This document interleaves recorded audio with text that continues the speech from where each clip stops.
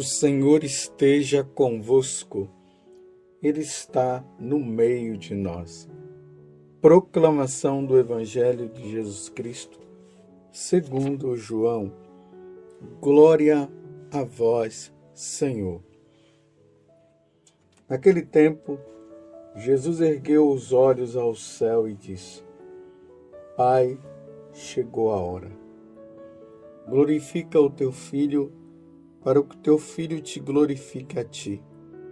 E porque lhe deste poder sobre todo homem, ele dê a vida eterna a todos aqueles que lhe confiaste.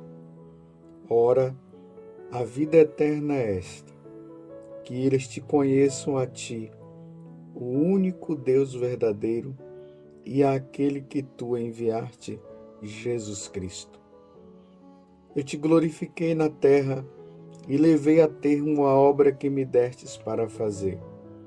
E agora, Pai, glorifica-me junto de ti, com a glória que eu tinha junto de ti antes que o mundo existisse. Manifestei o teu nome aos homens que tu me destes do meio do mundo. Eram teus, e tu os confiastes a mim, e eles guardaram a tua palavra. Agora eles sabem que tudo quanto me destes vem de ti, pois dei-lhes as palavras que tu me deste, e eles a acolheram e reconheceram verdadeiramente que eu saí de ti, e acreditaram que tu me enviaste.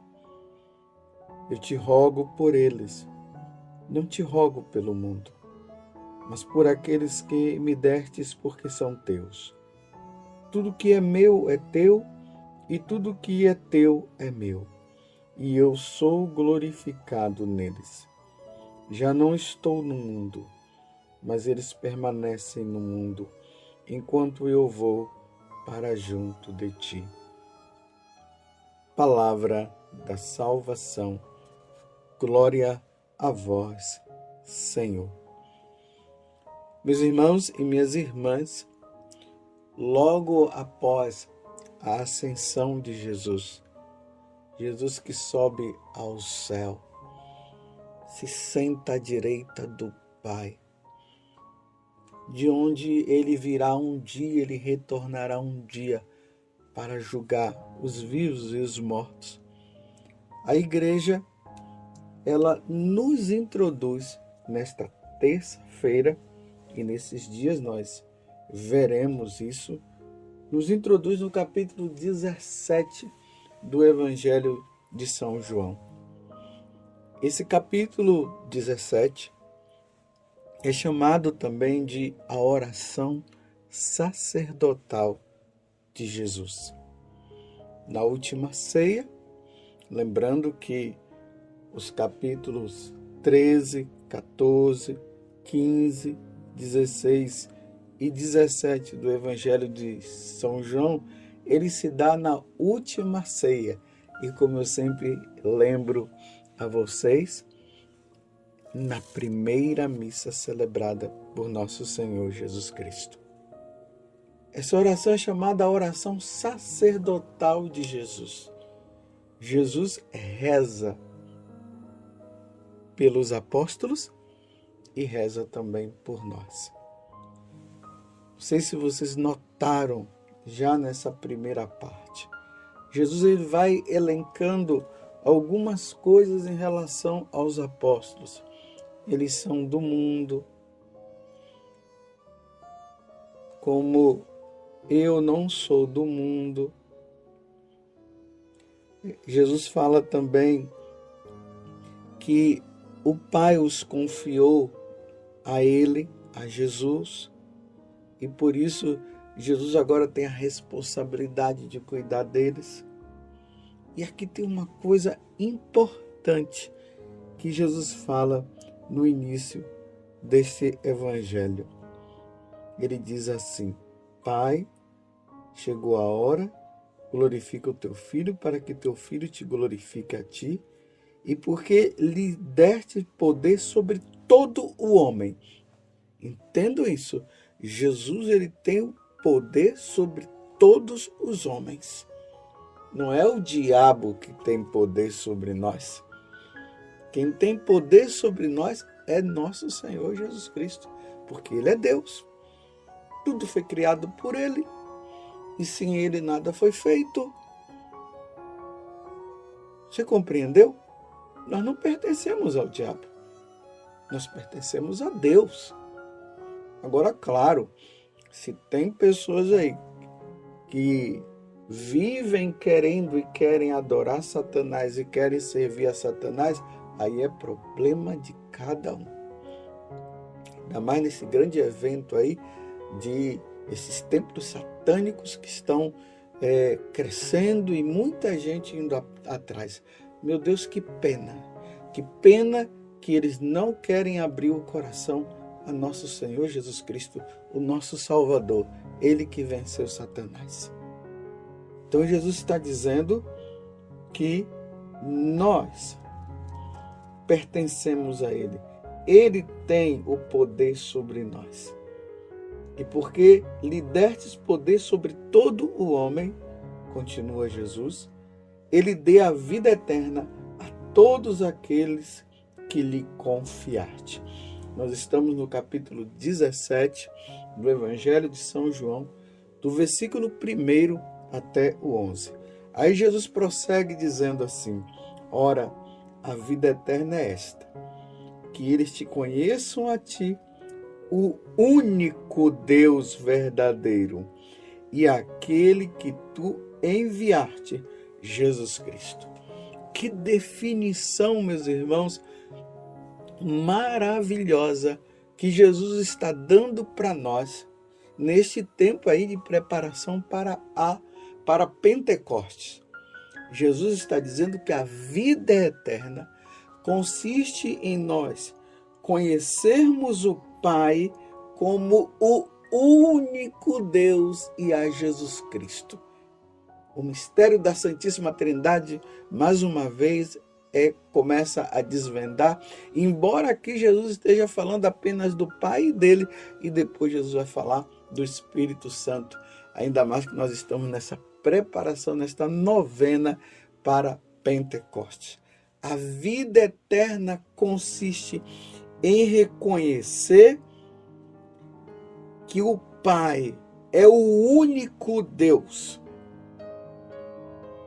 e aquele que tu enviaste. Vou repetir, o mistério da Santíssima Trindade consiste nisso. São 3 pessoas, o Pai, o Filho e o Espírito Santo, mas um único Deus.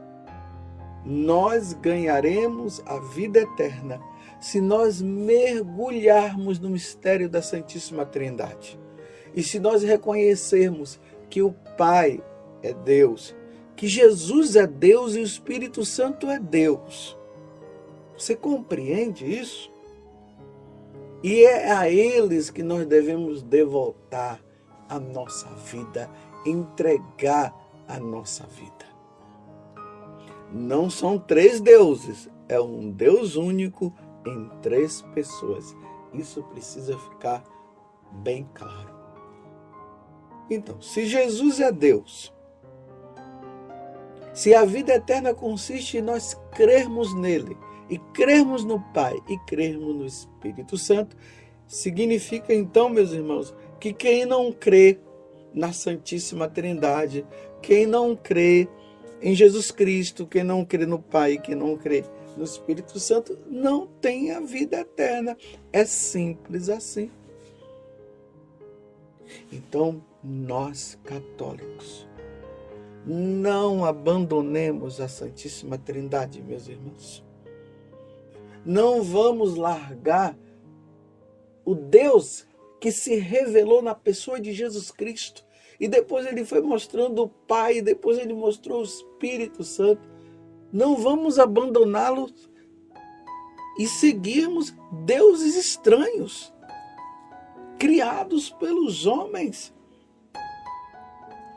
Nós cremos na Santíssima Trindade. Eu, como sacerdote, me preocupo preocupo muito com os católicos que estão abandonando a Igreja Católica e me preocupo muito com essas pessoas que estão agora desbatizando, ou seja, estão negando o batismo. Negar o batismo significa negar a salvação que vem por meio de Jesus Cristo para seguir os falsos deuses. É de preocupar. Nós somos de Deus. Nós pertencemos a Deus, como Jesus está falando aqui nesse capítulo do Evangelho de São João, no capítulo 17. Nós somos de Deus, nós pertencemos a Deus, nós não pertencemos ao maligno. É engano. Seguir Satanás é engano, meus irmãos. Por isso que Jesus, ele disse: ide por todo o mundo e pregai o evangelho a toda criatura. Quem crê e for batizado será salvo, quem não crê já está condenado. E quantas vezes nos evangelhos nós vemos Satanás se confrontando com Jesus e Jesus mandando ele se calar. Quantas pessoas Jesus expulsou o demônio? E hoje muitas pessoas entrando nisso. Eu fiquei muito entristecido quando eu vi na internet fotos de crianças sentadas em forma circular, com um pentagrama no meio, com o diabo ali. E o diabo sentado também numa cadeira, uma estátua do diabo sentado num trono. E as crianças, meus irmãos, crianças em adoração. Não sei se aquelas fotos são verdadeiras, mas ainda que não fossem, meu Deus do céu, já introduzir as crianças neste caminho, meu Deus, é um caminho de fatalidade, é de perda da alma. É ignorância pura não reconhecer nosso Senhor como Deus e adorar Satanás. E os comentários por aí é que está crescendo. Mas por que está crescendo? Por que as pessoas não se abrem para nosso Senhor e estão deixando se enganar por esta mentira? O diabo não é para ser adorado, o diabo é para ser desprezado. Porque antes de ser o diabo, que quer dizer divisor, ele adorava também a Deus. Ele também adorava. Mas por uma rebeldia dele, ele foi expulso do céu. E o lugar dele é o inferno, meus irmãos. O lugar dele é o inferno. E agora ele está com essa intenção de nos desviar do caminho que é Jesus Cristo. Jesus mesmo disse: eu sou o caminho, a verdade e a vida. Ninguém vai ao Pai senão por mim. E ele está desviando, fazendo a cabeça das pessoas, para as pessoas odiarem a Deus como ele odeia. Nós devemos amar a Deus, servir a Deus, seguir a Deus. Porque Ele é o Criador de todas as coisas. Tudo que existe no mundo foi criado por Deus. Me desculpe eu até dizer, até Lúcifer foi criado por Deus, mas ele se rebelou. Ele se afastou. Lá no capítulo 12 do livro do Apocalipse narra que houve uma grande batalha no céu. E Miguel batalhou contra a antiga serpente, o diabo e Satanás. E ele venceu Miguel, porque Miguel está do lado de Deus. E quem está do lado de Deus é vitória certa. E ele foi expulso do céu. Está lá. E agora ele está querendo nos enganar. E muitas pessoas estão indo no engano, estão se enganando. Como diz São Paulo, na segunda carta a Timóteo, ali no capítulo 3 e no capítulo 4, que ia chegar um tempo em que os homens não iriam suportar mais a sã doutrina de Deus. E iam se enveredar nos prazeres mundanos, em fantasias das criações humanas. E nós estamos vendo isso. E São Paulo está dizendo que isso iria acontecer nos finais dos tempos. Eu não estou dizendo que o tempo, nós já estamos, que o mundo já vai se acabar. Mas pelos sinais nós vamos percebendo, porque Jesus mesmo disse isso. Parece que cada dia que passa, o homem se rebela mais contra Deus. Antigamente, essa revolta do homem para com Deus era através de não querer saber de Deus, abandono a igreja, os homens se matando e tudo mais. Agora, a rebelião se dá numa tal adoração a Satanás. Claro, são poucos que estão fazendo isso, mas, meus irmãos, esses poucos têm um valor diante de Deus muito grande. Lembremos da parábola da ovelha perdida. Vocês se lembram que o pastor deixou as 99, que eram 100 ovelhas, ele deixou as 99 e foi em busca de uma ovelha. Ele poderia dizer assim, tá bom, foi uma ovelha que se perdeu, mas não, ele foi atrás daquela ovelha, porque cada filho de Deus é importante, nós somos filhos de Deus. Mas se o homem se rebela e não quer saber de Deus, Deus não poderá fazer nada. Por isso que no evangelho de hoje, na oração sacerdotal de Jesus, ele diz assim, no versículo 6, manifestei o teu nome aos homens que tu me destes do meio do mundo. Eram teus e tu os confiastes a mim, e eles guardaram a tua palavra. Agora eles sabem que tudo quanto me destes vem de ti, pois deles a palavra que tu me destes, e eles as acolheram e reconheceram verdadeiramente que eu saí de ti e acreditaram que tu me enviastes. É por isso que aqui Jesus vai dizer que nisso consiste a vida eterna, a salvação. Mas nesta rebelião de abandono a Deus, o homem vai se perder. Aquelas crianças irão se perder, levadas por um falso ensinamento. Por isso que neste tempo, meus irmãos, nós precisamos pregar a verdade. A verdade que é Jesus Cristo, Ele é o caminho, a verdade e a vida, para que os corações endurecidos possam amolecer e, amolecendo, possam receber o Espírito Santo, como disse Ezequiel.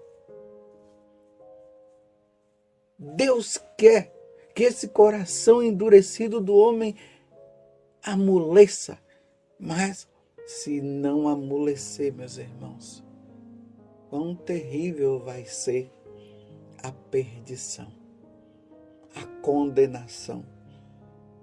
E Jesus fala que o lugar dos condenados é como a geena, o fogo que queima, mas não consome. E lá haverá choro e ranger de dentes. E lá no livro do Apocalipse vai falar que é um fogo que não consome.